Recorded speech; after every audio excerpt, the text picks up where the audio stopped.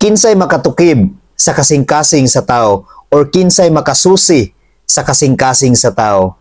Ang makasusi sa kasing-kasing sa tao igsuon mao lang gayud ang Ginoo. Hinumduman nato igsuon nga atong kasing-kasing malimbungon gayud tungod kana sa buhat sa demonyo sa atong kinabuhi. Maong gusto sa Ginoo igsuon nga atong gwardyahan ug atong bantayan nga dili gayud makasulod ang demonyo sa atong kasing-kasing tungod kay mahimo kining malimbungon, mahimo kining dautan ang atong kasing-kasing kung maghari ang demonyo niini. Tungod kay ang tanan mabuhat kanimo bisan dili uyon sa kabubuton sa Dios. Jeremiah 17 verse 9 to 10.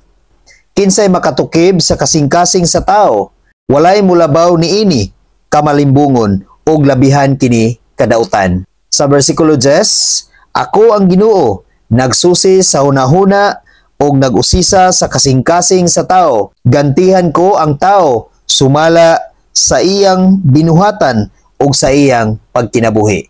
Mao na igsoon, wala gayoy makatukib or wala gayoy makacheck sa matag usa kanato sa kasing-kasing sa atong isig katao. Ang Ginoo lang gayud igsoon ang makakita nini. Ang Ginoo lang gayud igsoon ang makacheck sa matag usa kanato sa atong kasing-kasing. Tungod kay walay si bisan kinsa nga makatag-an kung unsa ang naa sa kasing-kasing sa iyang isig katao. Kung ang imong kasing-kasing malimbungon igsoon, naghari ang demonyo ni ana.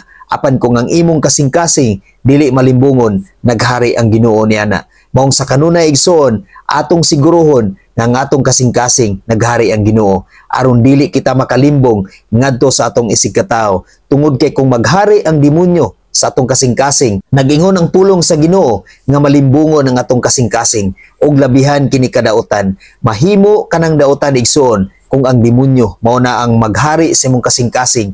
Apan kung naghari ang Ginoo igsoon, ang tanan nga mga maayong butang, ang tanan nga mga maayo nga imong masulti ngadto sa imong isig katao ug imong mabuhat mga maayo gayud nga mga butang. Tungod kay ang Dios mao man ang naghari nini. Atong hinumduman igsoon nga sa bersikulo 10, ang Ginoo nagsusi sa matag usa kanato. Nagsusi sa matag usa kanato ka kasing-kasing. Gitan-aw ug gi-check sa Ginoo ang atong kasing-kasing igsoon. Dili man ta ka-check sa kasing-kasing sa atong isig katao, apan timan-an nato igsoon nga ang Ginoo makasusi ni ana. Ang Ginoo maka-check gayud ni ana. Dili gid kita makalimbong. Dili gayud kita makalimbong sa Ginoo igsoon. Kung makalimbong man kita sa atong isig katao, apan sa Ginoo igsoon, dili gyud ta katago kaniya. Dili gyud ta makalimbong sa Ginoo igsoon.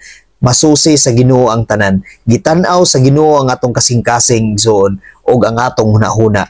Dayag sa Ginoo ang tanan. Ug atong hinumduman sa kanunay igsoon nga gantihan sa Ginoo ang matag usa kanato. Kung unsa ang naa sa atong kasing-kasing, gantihan kana sa Dios igsoon. Kung unsa ang atong binuhatan dinhi sa kalibutan, gantihan kana sa Ginoo igsoon. Maong sa kanunay atong bantayan ang atong kasing-kasing. Guard our heart aron dili makahari og makasulod ang demonyo. Tungod kay ang Ginoo muganti gayud sumala sa naa sa atong kasing-kasing ug sumala sa atong binuhatan dinhi sa kalibutan. Igsoon atong padayunon, atong buhaton ang mga butang nga makapahimuot sa Dios aron aduna usab kitay maayo nga ganti nga maangkon gikan sa Dios. Amen.